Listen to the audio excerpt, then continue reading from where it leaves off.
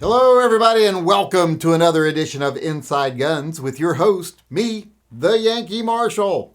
Tonight, I want to talk about one of the new products from SHOT Show and whether I think it's not only a bad idea, but a dangerous idea. What I'm talking about is the Franklin Armory binary trigger Glock 17. Now, for those of you that don't know what a binary trigger is, that's a gun that fires when you pull the trigger and when you release the trigger.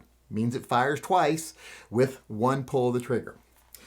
Now, there's been a lot of controversy over binary triggers in the past. I'm not going to really deal with that right now. I'm just going to deal with whether I think it is a bad idea or maybe even a dangerous idea to put that on a Glock. Because people have been asking me what I thought of it and did I think it was a bad idea. Well, I'm going to have to say that I don't think it's a particularly bad idea. It could be bad in certain circumstances, and if you used it in certain ways, I think it could be bad. Now, if you're talking about just taking it to the range and playing with a gun, with your Glock at the range, trying to shoot as fast as you can or whatever, I think that binary trigger could be a lot of fun. I think it could be an awesome range addition to anybody's collection. So I don't think it's necessarily a bad idea in itself. But do I think it's good for maybe concealed carry or self-defense? No, I don't think it's a good idea at all for concealed carry. And I think it could actually be bad if you look at it from that perspective as a concealed carry weapon. It could be considered dangerous. Because here's the thing, why I don't think it's good for concealed carry. One, I don't think handguns need to shoot faster. I don't think that's the biggest problem with handguns. Accuracy is a bigger problem with handguns. Rifles are far more accurate and easy to be accurate with because we've got, we've got them held, got them braced, better sights, longer sight radius. They're just easier to point. Handguns, not so much. So when you're firing a handgun in self-defense, being able to fire more rounds with one pull of the trigger, I don't think that really increases your effectiveness much. In fact, it might decrease your ability to hit your target if you don't manage that very well.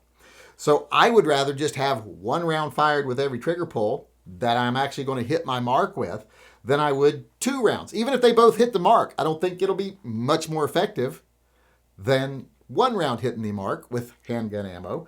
And plus, I think you're very likely to miss at least with one or the other of them. Because I can't really see you getting them both in the same hole or even that close together when you're having that double recoil. So I don't think it'd be good for that reason. I'm not looking to try to have my handguns shoot faster. I just want them to be accurate. And plus, shooting two rounds with each trigger pull, especially if one of them's not hitting, what have you done? You've cut your capacity in half. And capacity is a big issue with handguns. So, not going to be saying that I think it is a good gun for self-defense. Plus, here's where the dangerous side comes into it. The kind of people that would like this binary trigger on this Glock, they're the same kind of people that would carry their gun pointed at their nether regions.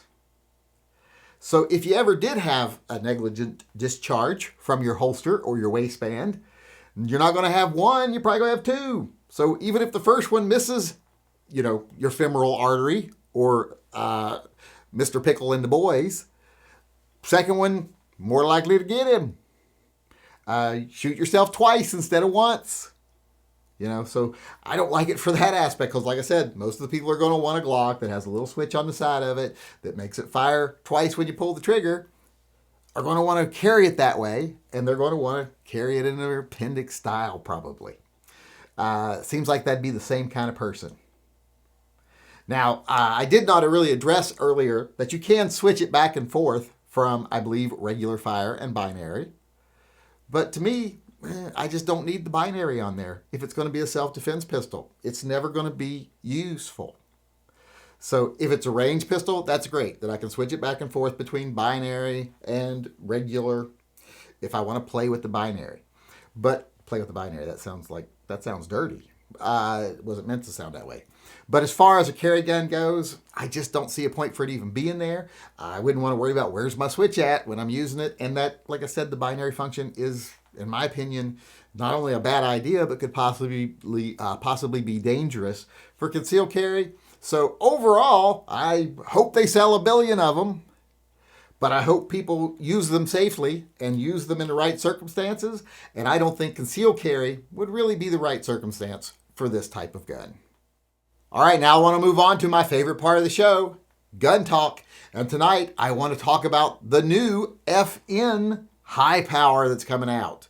You know, a lot of people are already thrilled about the high power model because, Springfield Armory's doing one. But FN is also doing one. And theirs is a lot different.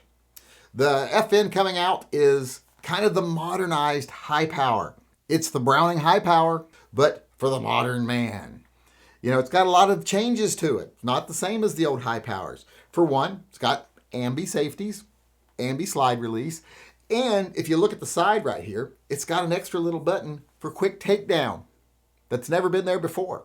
They say it eliminates the need for pins and stuff, so we'll have to see. I haven't seen one work yet, but I'm liking the looks of this, and plus, it comes in 3 different finishes: black, flat dark earth, and stainless steel. So they're giving a stainless steel option. I'm thrilled to see that. That means I can get rid of my tit sauce that I bought used and get me an FN high power in stainless steel. Now, they're not the cheapest guns. They're going to be like $1,300 MSRP, but that's FN. FN loves their products.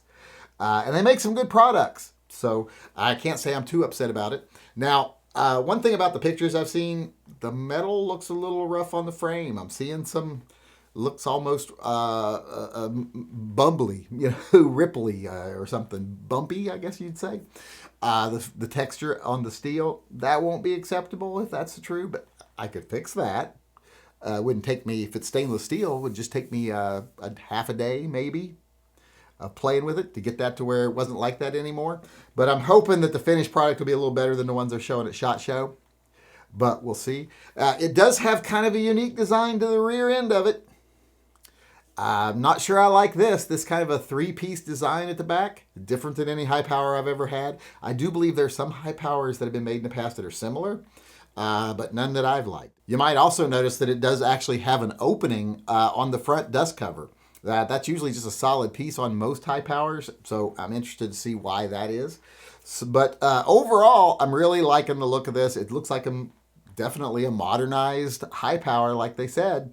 So I'm very anxious to see it. So far, this is probably one of the top guns from SHOT Show that I actually want to see in person. All right, everybody, before I go, I want to remind everyone that we're still taking pre-orders for the Fudd Free Zone patch, the one over on gearwebsites.com. If you want one, go over there. There's a link in the upper corner of this video. We're only going to make as many of these as we sell. So they're going to be very exclusive, and all the proceeds from these go to actually fighting for the Second Amendment, fighting for your rights and my rights, not fighting for the rights of manufacturers or paying expense accounts for some of the big groups. So if you haven't ordered one yet, go on over, order one. This money doesn't go to me. It actually goes to someone who's showing up and doing the work on the ground. So I'm not profiting from this, in case that's what you're worried about. Go on over, order one. All I did was provide the design. So go on over, pre-order one. Like I said, they're going to be very exclusive, and the money is going to a very good cause. And with that being said, I am out of here. I hope everyone enjoyed the show, and I hope you come back again tomorrow. Until then, I just want to remind everyone out there to always carry and stay safe until I see you again.